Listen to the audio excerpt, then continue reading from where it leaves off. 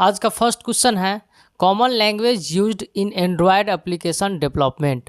पूछा जा रहा है कि एंड्रॉयड एप्लीकेशन डेवलपमेंट में प्रयुक्त होने वाले सामान्य लैंग्वेज कौन सा है। तो जब कभी भी एंड्रॉयड एप्लीकेशन बनाया जाता है, डेवलप किया जाता है, तो उसमें कॉमन लैंग्वेज कौन सा यूज किया जाता है वो आप बताएंगे।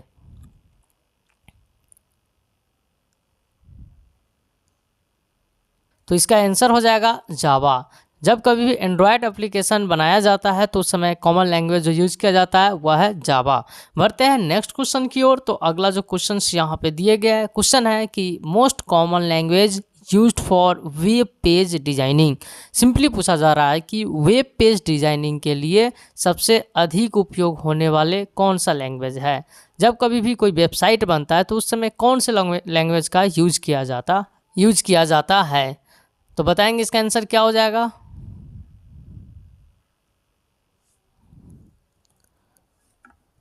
इसका आंसर हो जाएंगे यहाँ पे HTML। जब कभी भी वेबसाइट बनता है तो उस समय HTML लैंग्वेज यूज किया जाता है, जिसका फुल फॉर्म होता है हाइपर टेक्स्ट मार्कअप लैंग्वेज।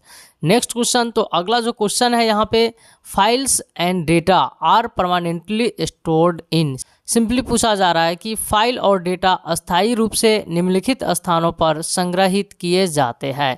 तो इसका आंसर क्या हो जाएगा।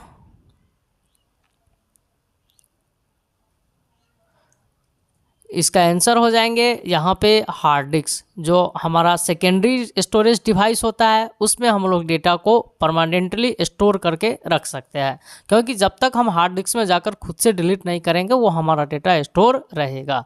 बढ़ते हैं नेक्स्ट क्वेश्चन की ओर। तो अगला जो क्वेश्चन यहाँ पे है कि which device is use to scan document.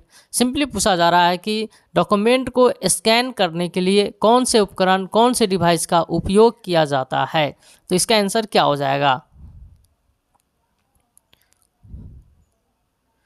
इसका आंसर हो जाएंगे स्कैनर। हम लोग यहाँ पे स्कैनर के हेल्प से डॉक्यूमेंट को स्कैन करने के बाद अपने सिस्टम में ले जाते हैं। बढ़ते हैं नेक्स्ट क्वेश्चन की ओर। तो अगला जो क्वेश्चन है यहाँ पे क्वेश्चन है कि which device is use to connect computer with telephone line. Simply पूछा जा रहा है कि कंप्यूटर को टेलीफोन लाइन से जोड़ने के लिए किस उपकरण का उपयोग किया जाता है। तो बताएंगे इसका आंसर क्या हो जाएगा।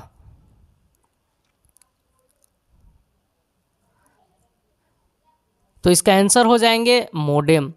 ठीक है, चलिए बढ़ते हैं नेक्स्ट क्वेश्चन की ओर। अगला जो क्वेश्चन यहाँ पे दिया गया है, क्वेश्चन है कि which unit is use to measure computer processing speed.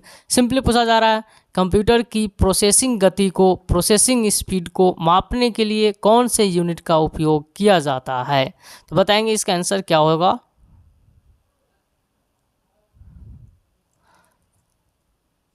तो इसका जो आंसर हो जाएंगे यहाँ पे हर्ट्ज। ठीक है, कंप्यूटर का जो प्रोसेसिंग स्पीड होता है वो हर्ट्ज में मापा जाता है। बढ़ते हैं नेक्स्ट क्वेश्चन की ओर। तो अगला जो क्वेश्चन है इन MS वर्ड का क्वेश्चन है और आपसे पूछा जा रहा है कि which key is use to start a new paragraph. Simply MS word में नई पैराग्राफ शुरू करने के लिए कौन से यहाँ पे शॉर्टकट की का यानी कि कौन से बटन का उपयोग किया जाता है। तो बताएंगे इसका आंसर क्या हो जाएगा। तो इसका जो आंसर हो जाएंगे यहाँ पे इंटर। हम लोग जब भी कोई पैराग्राफ टाइप कर लेते हैं तो टाइप करने के बाद नेक्स्ट लाइन स्टार्ट करने के लिए यानी कि नेक्स्ट पैराग्राफ स्टार्ट करने के लिए इंटर बटन प्रेस करते हैं। बढ़ते हैं नेक्स्ट क्वेश्चन की ओर। जो अगला क्वेश्चन है यहाँ पे, the main circuit board of computer is called. Simply पूछा जा रहा है कि कंप्यूटर के मुख्य सर्किट यानी कि मेन बोर्ड को क्या कहते हैं। तो इसका आंसर बताएंगे क्या होगा।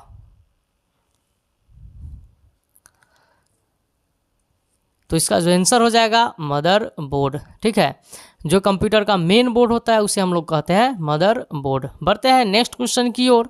नेक्स्ट क्वेश्चन यहाँ पे है कि which device is use to video calling. Simply पूछा जा रहा है कि वीडियो कॉलिंग के लिए किस डिवाइस का उपयोग किया जाता है। बताएंगे इसका आंसर क्या होगा।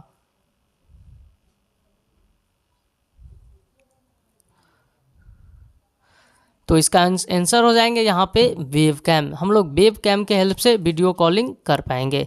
चलिए बढ़ते हैं यहाँ पे नेक्स्ट क्वेश्चन की ओर। अगला जो क्वेश्चन है, the term FTP stand for. STP शब्द का जो है यहाँ पे पूरा नाम क्या होगा बताएंगे।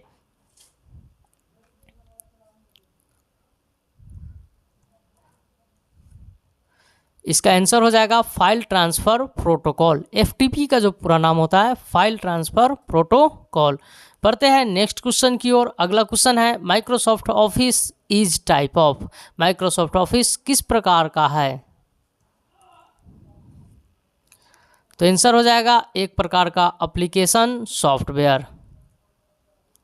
पढ़ते हैं नेक्स्ट क्वेश्चन की ओर। अगला जो क्वेश्चन है in MS Excel, MS Excel का क्वेश्चन है और पूछा जा रहा है कि row are represented by which. MS Excel में रो को किससे दर्शाया जाता है? इसका आंसर बताएंगे।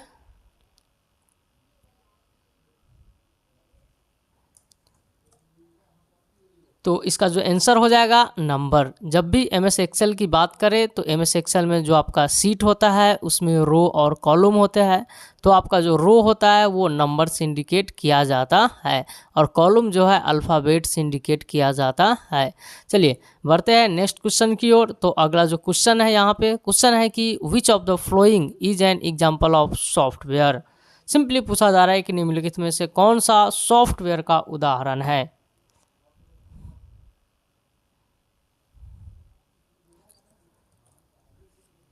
तो इसका आंसर हो जाएंगे एमएस ऑफिस। एमएस ऑफिस जो है एक प्रकार का यहाँ पे सॉफ्टवेयर है जो कि एक प्रकार का एप्लीकेशन सॉफ्टवेयर है। बढ़ते हैं नेक्स्ट क्वेश्चन की ओर। अगला जो क्वेश्चन है यहाँ पे लिनक्स इज एन, बताएंगे इसका आंसर क्या हो जाएगा?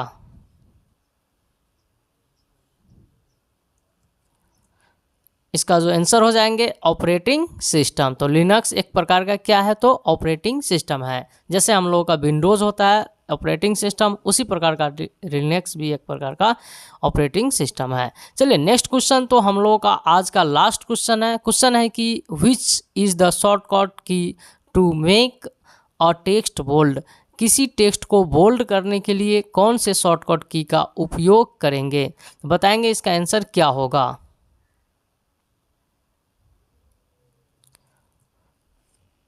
तो इसका आंसर हो जाएंगे कंट्रोल बी। जब कभी भी हमें टेक्स्ट बोल्ड करना होता है तो कंट्रोल के साथ बी प्रेस करने पर हम टेक्स्ट को बोल्ड कर पाते हैं। तो चलिए आज का हम लोगों का यहाँ पे टोटल क्वेश्चन इस प्रकार से कंप्लीट हो चुका है। इसी प्रकार से कंप्यूटर के एमसीक्यू के लिए मिलते हैं अब हम अगले वीडियो में। आज के लिए इतना ही। जय हिंद।